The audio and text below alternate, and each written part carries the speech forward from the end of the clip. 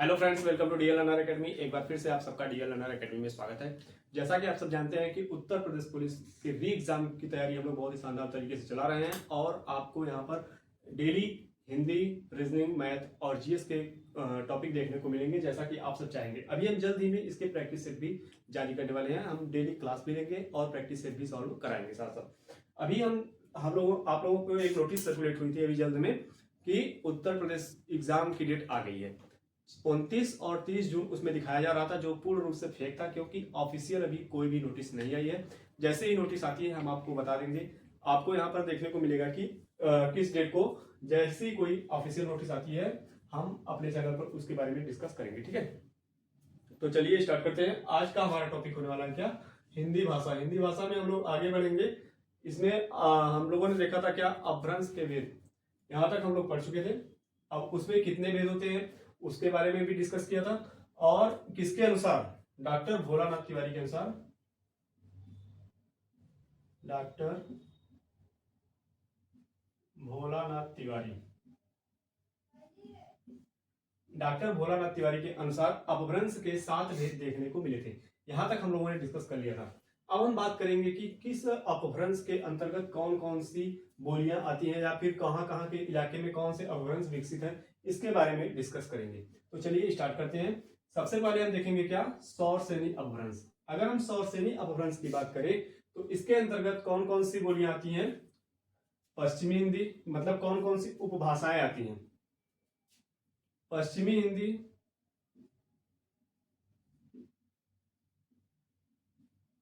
राजस्थानी हिंदी,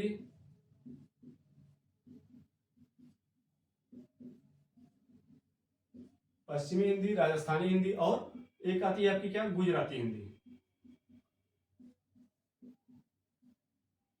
अब आप समझेंगे कि देखिए, जो लोग पहली क्लास लिए होंगे उनके लिए तो ठीक है, लेकिन जो नहीं लिए हैं उनके लिए थोड़ा सा प्रॉब्लम होगी। सौर श्रेणी अपभ्रंश एक है, इसके अंतर्गत कौन कौन सी उपभाषाएं आती हैं?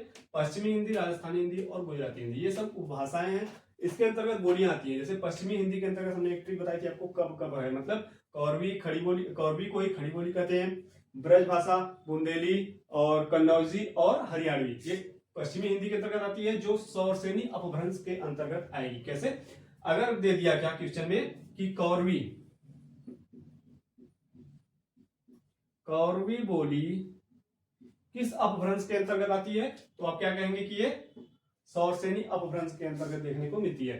बुंदेली बोली किस अपभ्रंश के अंतर्गत आएगी? सौर श्रेणी अपभ्रंश के अंतर्गत। जयपुरी बोली किस अंतर्गत, किसके अंतर्गत आएगी? सौर श्रेणी अपभ्रंश के अंतर्गत आएगी। ढूढ़ाड़ी, जिसे हम जयपुरी को ही ढूढ़ाड़ी या हाड़ौती भी कहते हैं, वह किसके अंतर्गत आएगी? सौर श्रेणी अपभ्रंश के अंतर्गत आएगी। मालवी, मेवाती, मारवाड़ी, ये सब सौर श्रेणी अपभ्रंश के अंतर्गत देखने को मिलेंगी। ये सब एक बोलियां हैं जो राजस्थानी हिंदी के अंतर्गत आती हैं। अब हम बात करेंगे किसकी?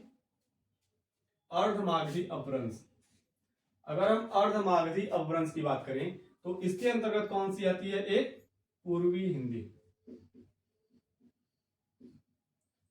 पूर्वी हिंदी एक उपभाषा है जो अर्धमागधी अपभ्रंश के अंतर्गत देखने को मिलेगी।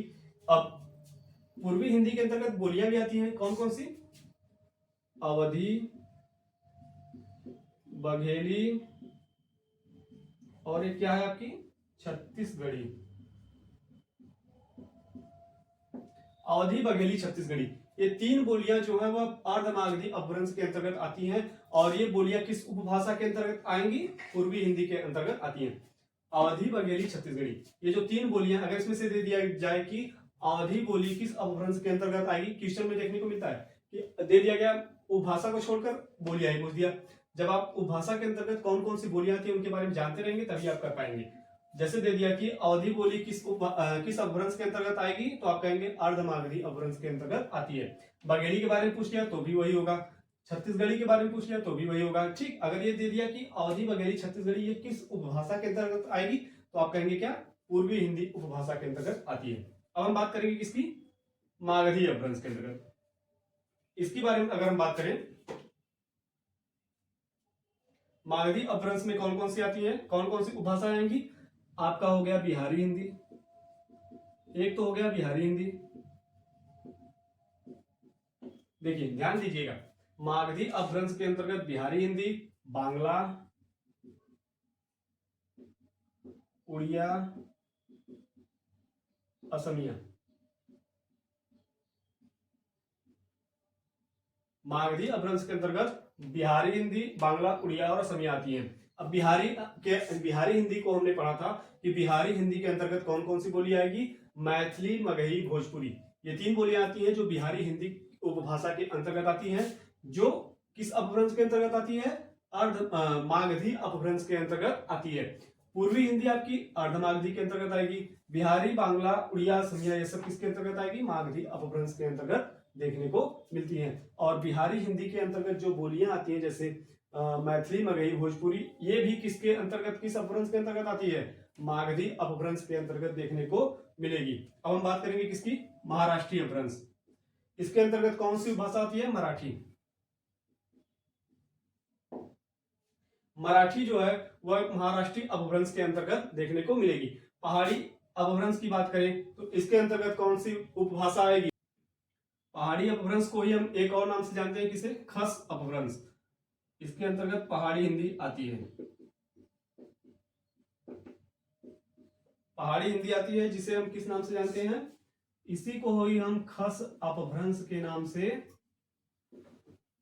जानते हैं। ठीक, पहाड़ी हिंदी को ही खस अपभ्रंश के नाम से जानते हैं। और इसमें पहाड़ी हिंदी आती है। पहाड़ी हिंदी के अंतर्गत जो बोलियां आती हैं कुमाऊनी और गढ़वाली, 2 बोलियां आती हैं। कौन कौन सी? कुमाऊनी, गढ़वाली, ये 2 बोलियां जो है पहाड़ी अपभ्रंश के अंतर्गत आती हैं। अब हम चलते हैं अपने छठे अपभ्रंश की तरफ, जिसका नाम है क्या? इसको अपने 5 अपभ्रंश को डिस्कस कर लिया। अब हम अपने छठे अपभ्रंश की तरफ चलते हैं, जिसका नाम है क्या? पैसाची अपभ्रंश। पैसाची अपभ्रंश के अंतर्गत कौन आता है? पंजाबी व लहंदा। पंजाबी व लहंदा, ये 2 उपभाषाएं किसके अंतर्गत आएंगी? पैसाची अपभ्रंश के अंतर्गत आती है।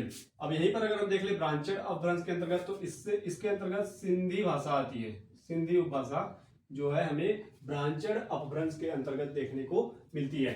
हमारा अगला पॉइंट होने वाला है क्या? बहुत ही इंपॉर्टेंट भी है। और अगला पॉइंट क्या है? हिंदी भाषा का विकास क्रम। अगर हम हिंदी भाषा का विकास क्रम देखें, कैसे हुआ है, पहले कौन आया, उसके बाद परिवर्तित होकर क्या बना, कैसे बना, इन सब के बारे में देखेंगे। तो सबसे पहले हमें देखने को मिलेगा क्या? वैदिक संस्कृत। वैदिक संस्कृत। वैदिक संस्कृत के बाद हमें लौकिक संस्कृत देखने को मिला।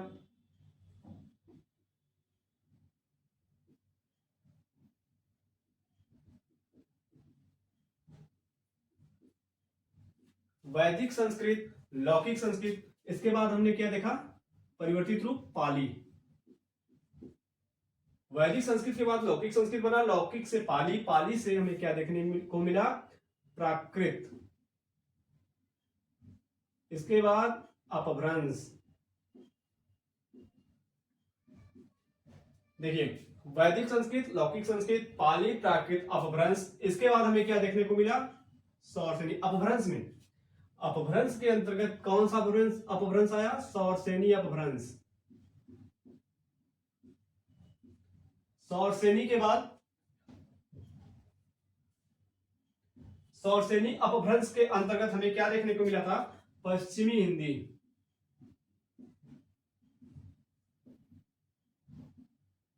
ठीक, अब देखिए, पश्चिमी हिंदी तो देखने को मिला। वैदिक संस्कृत से लौकिक संस्कृत का विकास हुआ था, लौकिक से पाली, पाली से प्राकृत, प्राकृत से अपभ्रंश।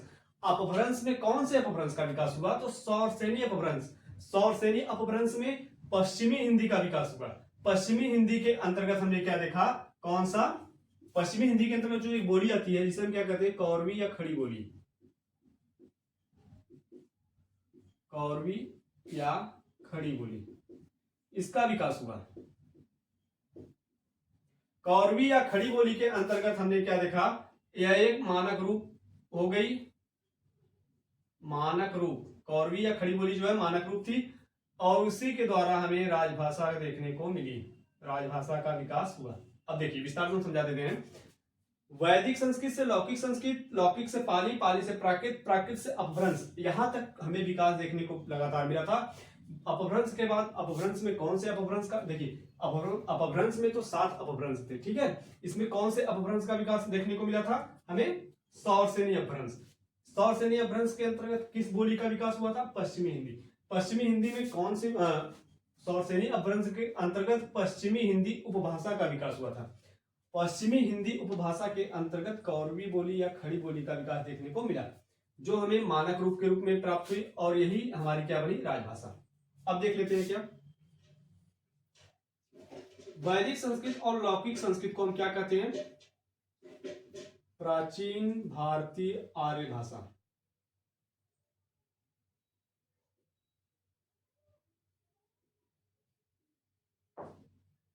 प्राचीन भारतीय आर्य भाषा। पाली प्राकृत अपभ्रंश को क्या कहेंगे हम? मध्यकालीन भारतीय आर्य भाषा।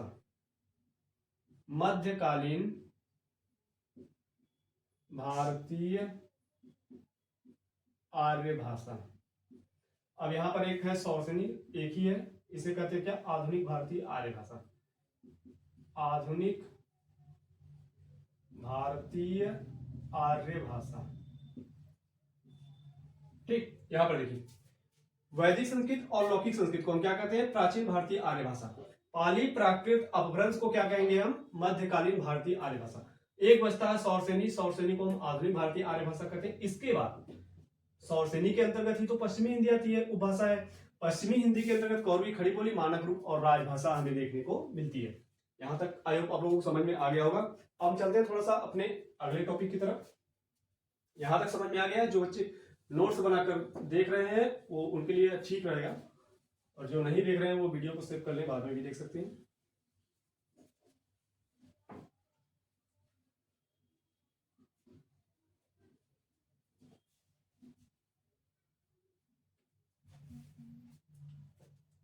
देखिए हम क्या देखेंगे?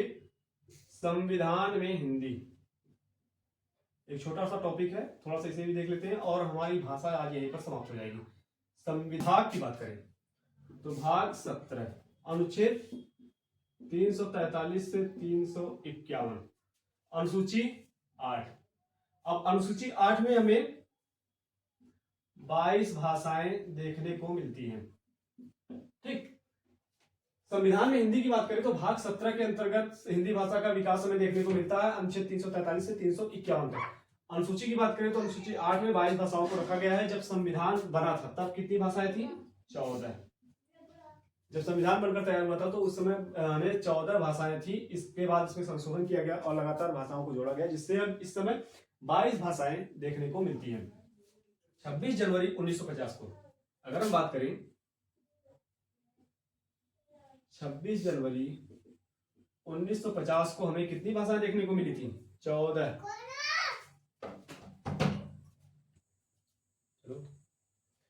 26 जनवरी 1950 को 14 मान्यता प्राप्त भाषाएं थी। कितनी? 14 मान्यता प्राप्त भाषाएं थी। उसके बाद अब हम बात करें कि हिंदी कितने राज्यों में बोली जाती है? 10। इस समय हिंदी हमारी 10 राज्यों में बोली जाती है। वो 10 राज्य कौन कौन से हैं? उत्तर प्रदेश, मध्य प्रदेश, राजस्थान, हरियाणा, उत्तर प्रदेश, मध्य प्रदेश, राजस्थान, हरियाणा, दिल्ली,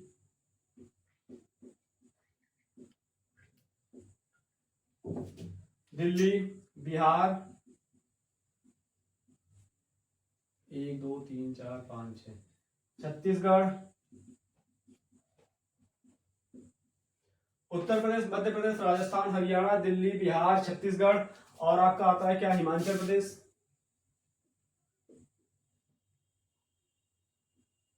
उत्तराखंड। 10 हो गए? 1 2 3 4 5 6 7 8 9 10, ठीक। 10 राज्यों में हिंदी बोली जाती है। उत्तर प्रदेश, मध्य प्रदेश, राजस्थान, हरियाणा, दिल्ली, बिहार, छत्तीसगढ़, हिमाचल प्रदेश, उत्तराखंड और झारखंड। इन 10 राज्यों में हमारी हिंदी देखने को मिलती है, ठीक। अब हम चलते हैं अपने अगले पॉइंट की तरफ। क्या कह रहा है कि संविधान में हिंदी देखा, अब हम देखते हैं कि किस संविधान संशोधन के अंतर्गत कौन सी भाषाएं जोड़ी गई थी। 21वां संविधान, पहला संविधान संशोधन कब हुआ था राजभाषा में? 21वां संविधान संशोधन 1967 में, जिसके द्वारा कौन सी जोड़ी गई थी? सिंधी भाषा जोड़ी गई थी। 15वीं 21वां संविधान संशोधन 1967 में किया गया, जिसके द्वारा 15वीं राजभाषा हमारी हिंदी जोड़ी गई थी। दूसरा संविधान संशोधन कब हुआ था? 71वां संविधान संशोधन 1992 में हुआ था, जिसके द्वारा नेपाली, मणिपुरी, कोंकणी, जिसे हम क्या कह सकते हैं? नमक। ठीक, न से नेपाली, म से मणिपुरी, क से कोंकणी। नेपाली, मणिपुरी, कोंकणी ये 3 भाषाएं जोड़ी गई थी कब? 71वां संविधान संशोधन 1992 के द्वारा। और अब तीसरा संविधान संशोधन कब किया गया था? 92वां संविधान संशोधन 2003 में किया गया था, जिसके द्वारा क्या कौन सी जोड़ी गई थी? मैथिली, आगे पीछे हो जाए तो आप लोग समझ लीजिएगा, मैथिली, संथाली, डोंगरी, बोडो। ठीक, 92वां संविधान संशोधन 2003 में किया गया, जिसके द्वारा मैथिली, संथाली, डोंगरी, बोडो ये 4 भाषाएं जोड़ी गई थी। 14 मान्यता प्राप्त भाषाएं पहले में थी। 15वीं हमारी जो भाषा थी वो सिंधी थी, और 16वीं, 17वीं, 18वीं, 19वीं, 20वीं, 21वीं, 22वीं 22 राजभाषाएं वर्तमान में है। 14 मान्यता प्राप्त भाषाएं जब 1950 में हमारा संविधान बना था तब थी। उसके बाद 14 और 8 ये हो गई। ठीक, 14, 8, 22 ये सब हमें देखने को मिली थी। अब हम कहते हैं कि हिंदी को राजभाषा कब की मान्यता कब मिली थी? 14 सितंबर 1949 को। अगर हम कहें कि हिंदी को मान्यता प्राप्त राजभाषा कब घोषित किया गया था? 14 सितंबर 1949 को हिंदी को राजभाषा का दर्जा दिया गया था। हिंदी राजभाषा का दर्जा इसे दिया गया था। 14 सितंबर 1949 को हिंदी को राजभाषा का दर्जा दे दिया गया था। अब हम चलते हैं थोड़ा सा आगे, किया कि कौन से संशोधन के अंतर्गत कौन सी भाषा को जोड़ा गया था। अब हम बात करेंगे कि किस अनुच्छेद के अंतर्गत। हमने देखा था क्या कि हिंदी भाषा को कौन से संविधान के संशोधन में किस भाग में किस अनुच्छेद के अंतर्गत रखा गया है। उसमें हमने देख लिया कि किस संशोधन के द्वारा किस राजभाषा को जोड़ा गया था। अब हम देखेंगे कि किस अनुच्छेद के अंतर्गत क्या कहा गया है। अनुच्छेद 343 से 344 के अंतर्गत इसमें कहा गया है कि क्या संघ की राजभाषा, संघ की राजभाषा हमारी क्या होगी, इस बात को डिस्कस किया गया है अनुच्छेद 343 से 344। अब 345 से 347 के अंतर्गत राज्यों की भाषा की बात कही गई है। राज्यों की भाषा क्या होगी? ठीक, अनुच्छेद 343 से 344 में संघ की राजभाषा, 345 से 347 में राज्यों की भाषा, 348 से 349 में सुप्रीम कोर्ट, हाई कोर्ट की भाषा क्या होगी, इसके बारे में डिस्कस किया गया है। ठीक, अनुच्छेद 348 से 349 में सुप्रीम कोर्ट और हाई कोर्ट की भाषा के बारे में डिस्कस किया गया है। 350 से 351 में कहा गया है कि विशेष भाषा, विशेष दिशा निर्देश। ठीक, विशेष दिशा निर्देश किसके लिए?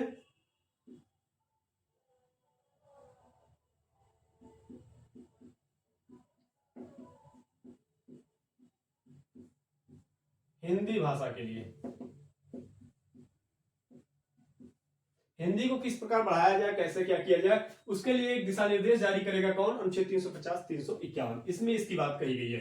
343 से 344 में संघ की राजभाषा, 345 से 347 में राज्यों की भाषा, 348 से 349 में सुप्रीम कोर्ट, हाई कोर्ट की भाषा, 350 से 351 में हिंदी के लिए विशेष दिशा निर्देश की बात कही गई है। अब हम बात कर लेते हैं किसकी? भारत की सांस्कृतिक भाषाएं। अगर हम भारत की सांस्कृतिक भाषा की बात करें तो कुल 6 भारत की सांस्कृतिक भाषाएं हैं। 2004 से मान्यता मिलना प्रारंभ हुआ था। कब से? 2004 से भारत की सांस्कृतिक भाषाओं को 2004 से मान्यता मिलना प्रारंभ हुआ था। तो सबसे पहले मान्यता किसे मिला था? तमिल को।